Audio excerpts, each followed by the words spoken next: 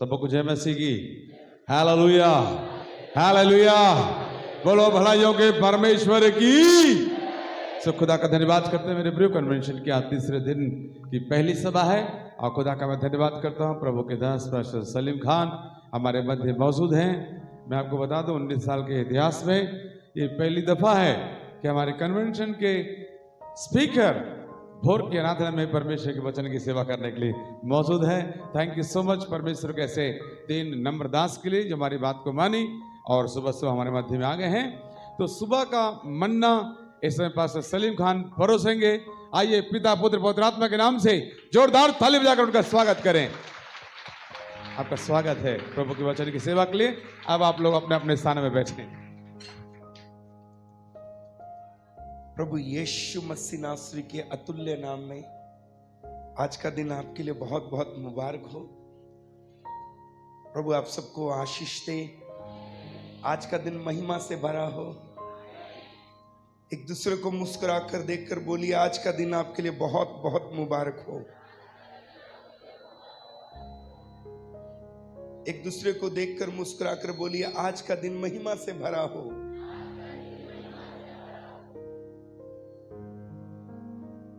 बोलिए जय मसीह की। एक दूसरे को देख के बोलना है। बहने बहनों को, भाई भाइयों को देख करके बोलिए जय मसीह की। मैं परमेश्वर को धन्यवाद देता हूं। परमेश्वर ने आज की सुबह आपके बीच में अपने पवित्र वचन को लेकर खड़ा होने के लिए एक अवसर मुझे दिया। यहां पर अभी एक भाई ने आराधना की थी, सेनाओं का यहोवा हमारे संग संग है, याकूब का परमेश्वर हमारा ऊंचा गढ़ है। एक भाई इधर आराधना कर रहे थे, कहां चले गए? बहुत अच्छी और उत्तम आराधना में उन्होंने अगुवाई किया। प्रभु ने आशीष दी। पास्टर जी ने अभी एक भजन गाया, ये मुझे लिख के दीजिएगा। आपने बहुत अच्छा भजन गाया, आप तो बहुत अच्छा गाते हैं। Praise the Lord. आज की इस भोर की आराधना का आदर हम प्रभु को देते हैं। आए जोर से ताली बजाएं और प्रभु को धन्यवाद दें।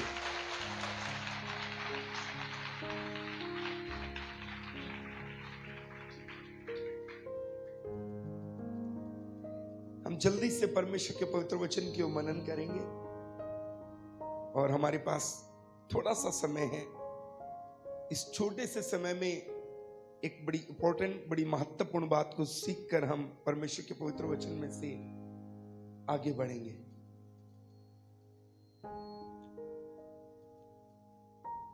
इससे पहले कि हम परमेश्वर के वचन में मनन करें,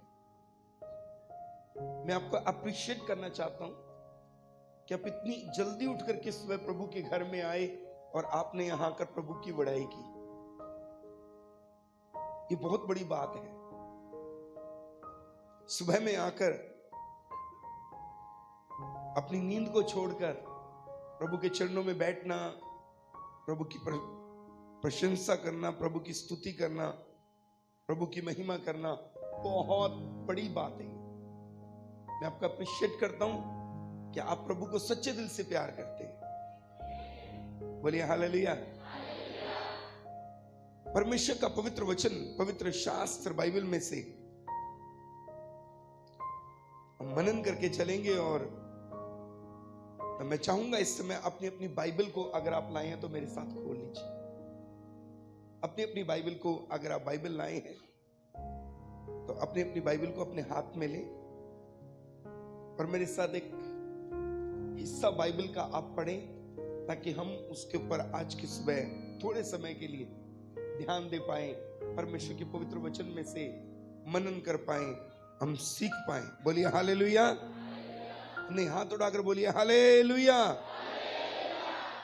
हालेलुया। भजन संहिता 23 निकालें, साम्स 23 पूरा पढ़ेंगे हम इसे। भजन संहिता 23 निकाल के इसको पूरा पढ़ेंगे। साम्स 23 कोई पढ़ेंगे? हिंदी में पढ़ेंगे। यहोवा मेरा चरवाहा है, मुझे कुछ घटी ना होगी। वह मुझे हरी हरी चराइयों में बैठाता है। वह मुझे सुखदाई जल के झरने के पास ले चलता है। वह मेरे जी में जी ले आता है। धर्म के मार्गों में वह अपने नाम के निमित्त मेरी अगुवाई करता है। चाहे मैं घोर अंधकार से भरी हुई तराई में होकर चलूं, तो भी हानि से ना डरूंगा, क्योंकि तू मेरे साथ रहता है। तेरे सोटे और तेरी लाठी से मुझे शांति मिलती है। तू मेरे सताने वालों के सामने मेरे लिए मेज बिछाता है। तूने मेरे सिर पर तेल मला है। मेरा कटोरा उमड़ रहा है। निश्चय भलाई और करुणा जीवन भर मेरे साथ साथ बनी रहेगी, और मैं यहोवा के धाम में सर्वदा वास करूंगा। आमीन। भजन संहिता 23 ये दाऊद के द्वारा लिखा गया एक भजन है। भजन संहिता 23 को हमारी बाइबल में संपूर्ण आशीष भजन के रूप में जाना जाता है। संपूर्ण आशीष भजन के रूप में भजन संहिता 23 को हमारी बाइबल में पहचाना जाता है। बचपन से आपने इसको पढ़ा होगा। हमारे संडे स्कूल के बच्चों को बचपन में सिखा दिया जाता है साम्स 23, भजन संहिता 23। छोटे छोटे बच्चे संडे स्कूल में भजन संहिता 23 को इंग्लिश में पढ़ते हैं, हिंदी में पढ़ते हैं, उन्हें सिखाया जाता है। भजन संहिता 23 में कुल 6 आयतें हैं। भजन संहिता 23 में कुल 6 वर्सेस हैं, 6 आयतें हैं। बाइबल में अगर एक बिंदु भी कहीं लगा है, एक डॉट, एक बिंदु भी अगर कहीं लगा है, तो उसका मीनिंग है। विदाउट मीनिंग कुछ नहीं है। ये भजन संहिता 23 में 5 आयत क्यों नहीं है, या 7 आयत क्यों नहीं है, 6 ही क्यों है, इसका भी एक बड़ा कारण है। बाइबल में बिना कारण के कुछ नहीं है। हर बात के पीछे कारण है। भजन संहिता 23 में अगर 5 नहीं है, 7 नहीं है, 6 आयतें हैं, तो 6 क्यों है, उसका एक बड़ा कारण है। इसे संपूर्ण भजन के रूप में जाना जाता है। भजन संहिता 23 की पहली 3 आयतें भेड़ और चरवाहे का रिश्ता है। भेड़ के साथ चरवाहे का रिश्ता है, चरवाहे के साथ भेड़ का रिश्ता है। आखिरी 3 आयतें 3 तरह की आशीषों को बयान करती हैं। इस पृथ्वी पर रहते समय एक व्यक्ति को मात्र 3 आशीषें चाहिए, चौथी नहीं चाहिए। आपको मांगनी भी नहीं है, जरूरत भी नहीं है।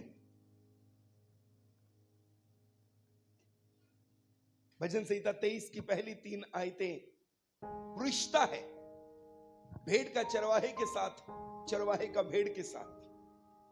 और आखिरी 3 आयतों में 3 ब्लेसिंग्स का जिक्र है, 3 आयतों का वर्णन है, आशीषों का वर्णन है। और वो 3 के अलावा आपको चाहिए नहीं कुछ। अभी मैं बताऊंगा तो आपको समझ में आ जाएगा। चौथी कोई ब्लेसिंग, बच्चे को शांत कराइए प्लीज, थोड़ा सा बच्चे को कंट्रोल। उसके अलावा आपको चौथी आशीष नहीं चाहिए। 3 ही आशीषें चाहिए एक इंसान को दुनिया में। पहली 3 आयतें रिश्ता है, आखिरी 3 आयतें 3 आशीषें हैं। पहली आशीष, भजनकार कहता है, उसने मेरे लिए मेज लगाया, उसने मेरे लिए मेज लगाया। आपको पता है, जब प्रभु किसी के लिए मेज लगाए तो प्रभु की मेज के ऊपर किसी चीज की कमी नहीं होती। मैं बीते 2 दिन से यहां हूं, आज दूसरा दिन है। मैं जब नीचे खाने के लिए टेबल पे बैठता हूं तो वहां छोटी छोटी छोटी छोटी इतनी कटोरियां होती हैं, मैं हैरान होता हूं। पहले तो मैं डर जाता हूं। वो इतना बड़ा वाला परात आता है मेरे सामने, प्लेट आता है इतना बड़े वाला भारी वाला, फिर उसमें कितनी कितनी कितनी छोटी छोटी कटोरी रहती है। फिर मैं समझता हूं इतने में ही काफी है, थोड़ा थोड़ा लेके मैं उसमें से खाना खाता हूं।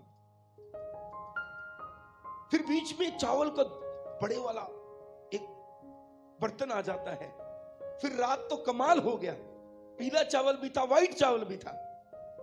फिर चावल के बाद एक वो फ्रूट आइसक्रीम भी आता है, वो फ्रूट का कुछ बनाकर। फिर उसके बाद एक मिठाई भी आता है, फिर एक और मिठाई आता है। मैं एक साधारण सा प्रभु का दास हूं।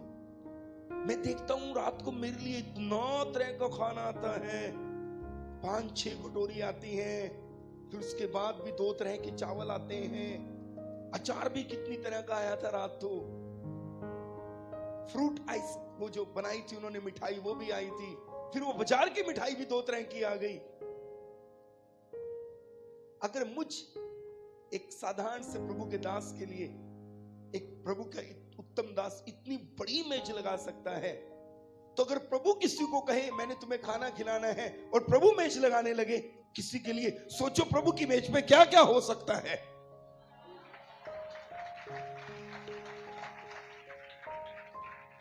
मेरी प्लेट में 6 तरह की कटोरी दिख सकती है, प्रभु वो कहता है प्रभु ने मेरे लिए मेज लगाया। इसका अर्थ है संसार की आशीष।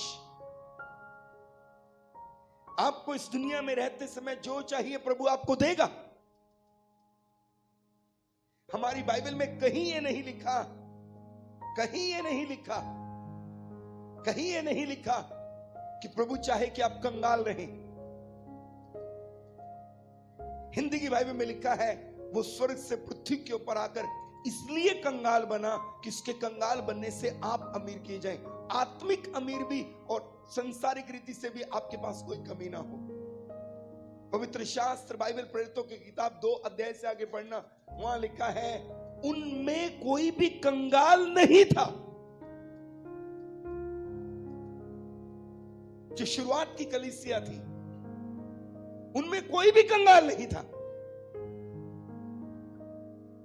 पौलुस ने कहा हम दिखते कंगाल हैं, बहुतों को धनवान बना देते हैं। माने दुनिया भी आशीष। इस दुनिया में जो चाहिए प्रभु आपको देगा। बच्चा चाहिए, घर चाहिए, नौकरी चाहिए।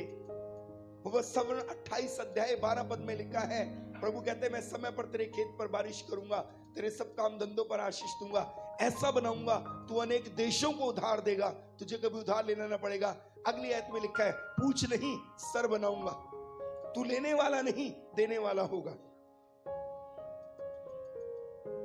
भजन संहिता 23 में 6 आयतें हैं। पहली 3 आयतें भेड़ चरवाहे का रिश्ता है, आखिरी 3 आयतें 3 आशीषें हैं। पहली आशीष, प्रभु ने मेरे लिए मेज लगाया, दुनिया की आशीष। जो आपको इस दुनिया में चाहिए प्रभु आपको सब कुछ देगा। प्रभु कभी नहीं चाहता कि आप लोगों के आगे हमेशा हाथ को ऐसे करें।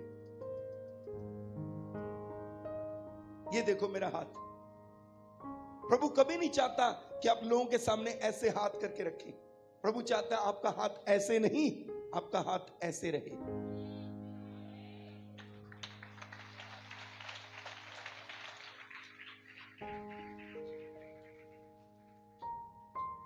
दूसरी आशीष बाइबल में लिखा, उसने मेरे सर पर तेल लगाया। तेल अभिषेक को दिखाता है। संपूर्ण बाइबल में जहां भी तेल का वर्णन है, तेल का अर्थ है अनॉइंटिंग, मसा। आत्मिक आशीष, दान वरदान, चंगाई का वरदान, भविष्यवाणी का वरदान, आत्मिक आशीष। जो कुछ आपको आत्मिक रीति से चाहिए, बाइबल में लिखा है परमेश्वर का आत्मा, बुद्धि का आत्मा, ज्ञान का आत्मा, समझ का आत्मा, प्रकाश का आत्मा। आत्मिक रीति से जो आपको चाहिए, गाने का वरदान, आराधना का वरदान, बजाने का वरदान, कुछ भी चाहिए आत्मिक रीति से, प्रभु आपको देगा। पहली आशीष दुनिया की आशीष, दूसरी आशीष आत्मिक आशीष। उसने मेरे सर पर तेल लगाया, तेल अभिषेक को दिखाता है। आत्मिक रीति से जो चाहिए मिलेगा आपको। और तीसरी आशीष है, आखिरी आयत में लिखा है, भजनकार कहता है, मैं सर्वदा प्रभु के घर में वास करूंगा। स्वर्गीय आशीष। हम इस दुनिया में ही खत्म नहीं हो जाएंगे, यहां से जाने के बाद हम सदा प्रभु के साथ रहेंगे। भजनकार ने कहा, मैं सर्वदा प्रभु के घर में वास करूंगा, माने स्वर्ग में जाके रहूंगा। स्वर्गीय आशीष। भजन संहिता 23 में 6 आयतें हैं। अगर 6 हैं तो उसका मीनिंग है, ये 5 क्यों नहीं है, ये 4 क्यों नहीं है। पहली 3 आयतें भेड़ और चरवाहे का रिश्ता है, और आखिरी 3 आयतें 3 ब्लेसिंग्स हैं, दुनिया की बरकत। प्रभु ने मेरे लिए मेज लगाया, उसने मेरे सर पे तेल मला, आत्मिक आशीष। मैं प्रभु के घर में सर्वदा जाकर वास करूंगा। स्वर्गीय आशीष, धरती की आशीष, आत्मिक आशीष और स्वर्गीय आशीष। 3 आशीषों के अलावा हमें और कुछ चाहिए ही नहीं है। चाहिए क्या कुछ और? अब तो खत्म हो गया। इसीलिए भजन संहिता 23 को संपूर्ण आशीष भजन कहा गया। लेकिन एक कमाल की बात मैं आपको बताता हूं, आप पहली 3 आयतों पे काम करें, आखिरी 3 आयतों के ऊपर आपको चिंता करने का जरूरत नहीं है। प्रभु अपने हिस्से की वफादारी को जानता है। आपको पहली 3 आयतों के लिए खड़ा होना है, आखिरी 3 आयतों के लिए प्रभु खड़ा होगा। बोलिए हालेलुया। पहली 3 आयतें माने भेड़ और चरवाहे का रिश्ता। अगर भेड़ के साथ चरवाहे का रिश्ता सही है, आपको किसी चीज के लिए परेशान होने की जरूरत नहीं है। सब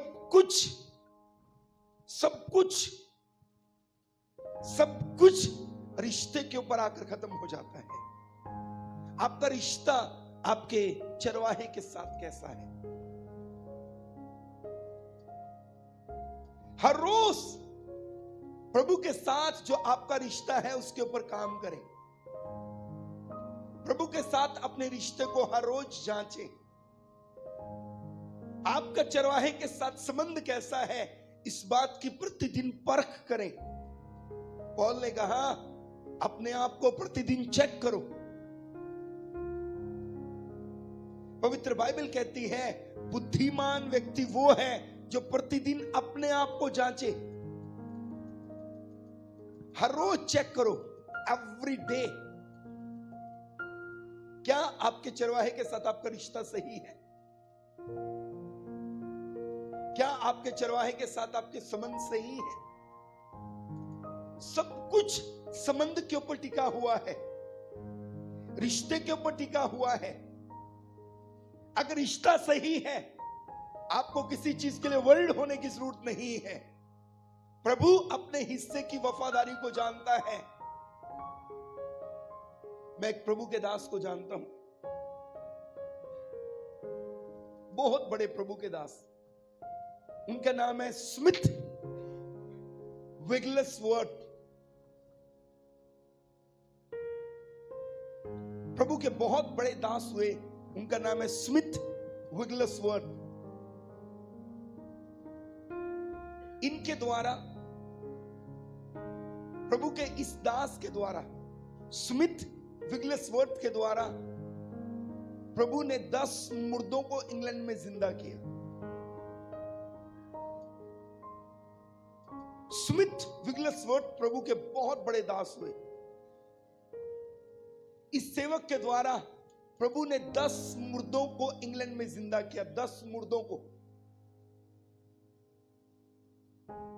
एक बार स्मिथ विगलसवर्थ चर्च ऑफ इंग्लैंड के अंदर प्रचार कर रहे थे, और प्रचार के बाद, रात को कन्वेंशन के बाद 2 बजे तक जो चर्च में काम करने वाला लड़का है, उसके साथ 2 बजे तक रात को बात करते रहे, 2 बजे तक। और 2 बजे जब वो लड़का अपने कमरे में सोने के लिए गया और स्मिथ विगलेसवर्थ अपने कमरे में सोने के लिए गए, रात को 2 बजे स्मिथ विगलेसवर्थ ने उस लड़के से कहा जो चर्च में काम करता था, कल तूने अपने लिए एक जोड़ा जूता लेना है।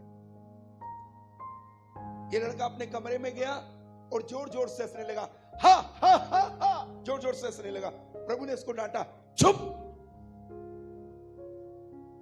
खामोश। जो मेरे सेवक ने बोला जाके कर। ये इतना डर गया, सुबह में दुकान खुलने से पहले दुकान के बाहर जाकर बैठ गया। अभी तो शॉप ओपन भी नहीं हुआ। शॉप का मालिक आया, उसने शॉप को ओपन किया, इसको पूछा, सर बताइए मैं आपकी क्या मदद कर सकता हूं। बोले मुझे जूते चाहिए। बोले सर आप मजाक करने आ गए, सुबह सुबह मजाक करने आ गए आप। पहले ग्राहक हो आप, आपके तो पैर ही नहीं है और आप जूते लेने आ गए। बोला नहीं मुझे जूते चाहिए। बोले सर जूते के लिए पांव का होना जरूरी होता है, आपके तो पैर नहीं है। बोले नहीं मुझे चाहिए।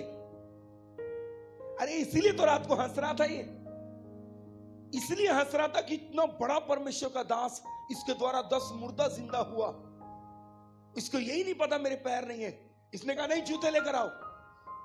बोले सर कलर और साइज चाहिए होता है, आपके पैर नहीं है तो साइज बताओ क्या लेकर आऊं, रंग बताओ क्या लेकर आऊं। बोले 8 नंबर का लेकर आओ, ब्लैक कलर का लेकर आओ। एक बुक है, उस किताब का नाम है the secret of his power, उसकी सामर्थ्य का रहस्य। उस किताब में लिखा है, इस लड़के ने कहा सेल्समैन को 8 नंबर का जूता लेकर आओ, काले रंग का लेकर आओ। वो गया अंदर से 8 नंबर का जूता लेकर आया, काले रंग का जूता लेकर आया। जब उसने कटे पांव के नीचे जूता लगाया तो पांव बनकर बीच में आ गए।